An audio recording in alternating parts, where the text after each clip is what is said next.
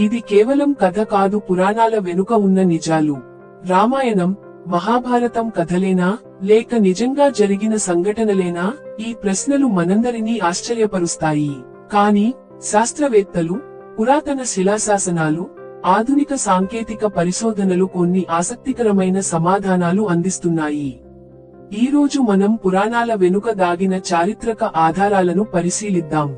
ద్వారక నగరం శ్రీకృష్ణుని నిజమైన రాజధానా? మహాభారతం ప్రకారం శ్రీకృష్ణుడు ద్వారక అనే నగరాన్ని నిర్మించాడు. కాని కృష్ణుడు ఈ లోకం వీడి వెళ్లిన తర్వాత నగరం సముద్రంలో మునిగిపోయిందని చెబుతారు. అయితే 1980లో గుజరాత్ తీరంలో డైవింగ్ చేసిన శాస్త్రవేత్తలు సముద్రంలో పురాతన శిథిలాలను కనుగొన్నారు.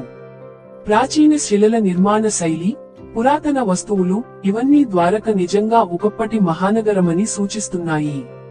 రామసేతు నిజంగా నిర్మించబడిందా? రామాయణం ప్రకారం రాముడు శ్రీలంకకు వెళ్లడానికి